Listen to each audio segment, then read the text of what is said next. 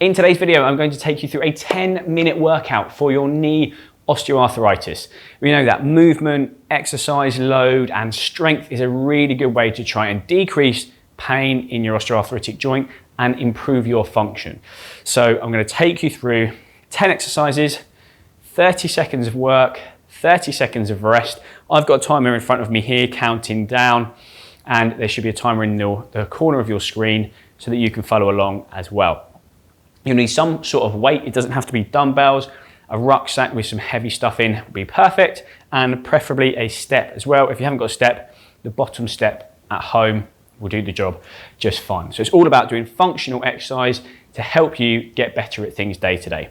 First one is going to be a warm up. You're going to do a marching on the spot. Is going to be our first 30 seconds. So just bringing the arms up, bringing the legs up, and off we go.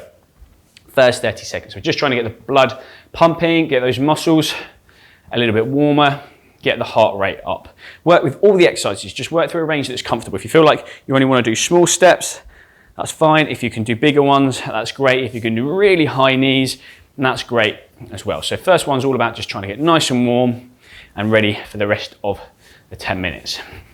Nearly there, 5 seconds left. Good. And stop there. Perfect.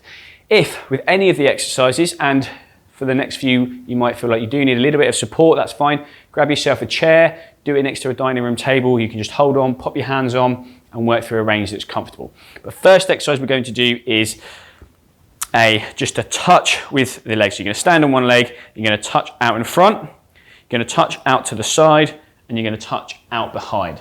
Like I said, if you feel like you need to hold on, that's absolutely fine. So we're going right leg first. I'm going to touch in front, I'm going to touch out to the side, and we're going to touch behind. Again, if you are a bit off balance, you only want to do a small step, out to the side and back, that's fine. As you do more, you'll be able to push yourself a little bit harder. This is going to work on your balance. It's also going to work on your strength. So really squeeze the tummy in, really squeeze the bottom in.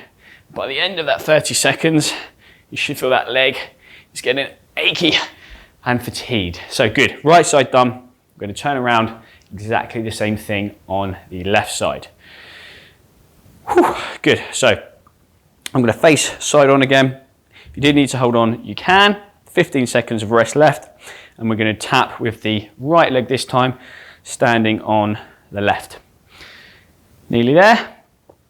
So 3, 2, 1, off we go. So tap in front, tap out to the side, tap behind. Tap in front, tap out to the side, tap behind. You can make these taps as long or as short as you feel comfortable, and then you can progress as able. So if you do this workout a few times, your confidence might grow a little bit. 30 seconds done, and then you can just progress as you feel comfortable. So that's some balance and some strength. We're going to do some squats now. Now, in terms of a squat, a lot of people don't like doing them because it brings on knee pain. Now, one really key thing with a squat in terms of reducing that knee pain is do not bring your knees right over your toes. It puts more pressure on the front of the knee and it tends to be more uncomfortable. So imagine there's a chair behind you. First thing that should happen is hips go back. Off we go. So hips back. Imagine you're sitting in a chair and then straighten back up again.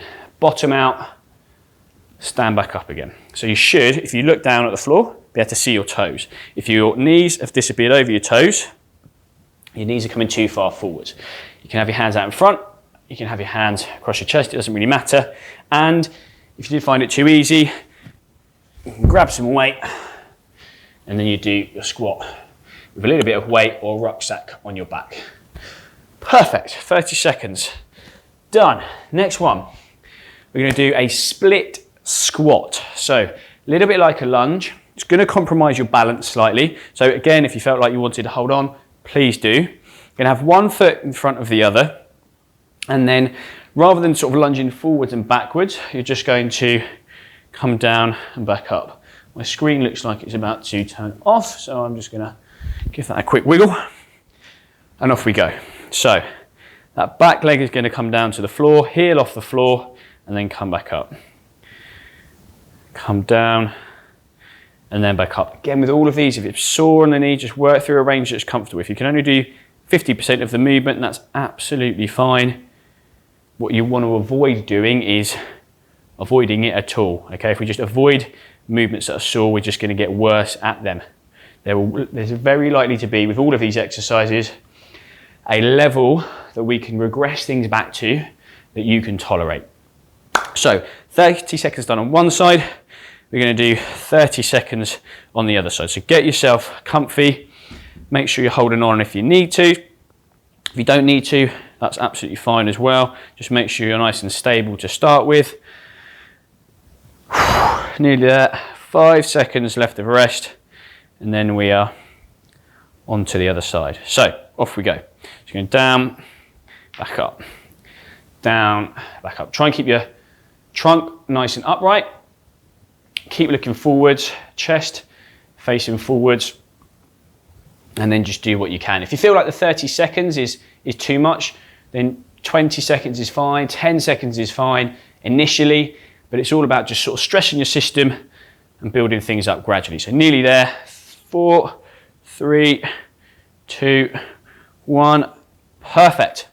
Right, next one is going to be a deadlift. Sounds scarier than it is. You're just basically going to bend over and lift something up. Okay, really important for function. If you want to get better at lifting and bending, you need to practice it. So a little bit of bend in the knee, a little bit of bend in the hip, and then you're just going to lean forward, grab your weight, and then stand back up. Okay, lean forward, try and keep a nice straight back. You'll feel a pull in the hamstrings and the lower back. Off we go, and you're going to stand up. Chest parallel to the floor, and then stand up. A little bit of bend in the knee, a little bit of bend in the hip, stand up. If you feel like it's too difficult going all the way to the floor, don't avoid it. Maybe put a chair in front of you, pop your weights on the chair, and then just lift the weights up from the chair, and therefore you're only going 50% of the movement, and you should still feel a pull in the back of the legs. So nearly done. Last one. Perfect. Great work. Okay, now pop those back down. Next one, heel raises. Hold on for this one. This is not a balance exercise. It's a strength exercise, so you do need to be nice and stable. But you're just going to hold on, and then you're going to bring your heels off the floor and slowly back down. Heels off the floor, slowly back down. We're going in 3, 2, 1, off we go. Heels up, slowly down. And this is to try and get the calf muscles stronger. So your calf muscles are important for knee function. Your calf muscle attaches behind the knee, so it's important to get the calf strong as well. Another thing as well with all of these joint issues, if it's an ankle issue, if it's a knee or hip issue, if you compensate and you use that limb less, the whole leg is going to get weaker, not just the muscles that surround the single joint. Nearly done. 2, 1, perfect. Okay. We're going to do step ups. So we've only got 2 more left. It's flying. So bottom step at home. Again, if you want to hold on, that's absolutely fine. Both hands is fine. One hand is fine. You can progress by going from 2 to 1. We're going to go right leg first. And all you're going to do is stand up and then come back down. Stand up, come back down. Very simple. Nearly there. 3, 2, 1. And away we go. So we're going up and down. Up and down. This may be an activity that changes for you quite quickly if you have discomfort in that knee, but it's important to practice it, because if you start going up sort of 1 at a time and not normal, then you're compensating, things are going to get weaker, so it needs to be practiced. Good. Way up, back down, up, down. 3, 2, 1. Beautiful. We're going to swap over, we're going to do the other side. So left side next. Now, a lot of people, if I give this exercise to a lot of people with knee pain, and they'll say, yeah, I've done my exercise, I do stairs all the time. Doing stairs day to day does not count. It has to be done. I'm just going to give this a quick touch to keep it alive. It has to be done in a structured way.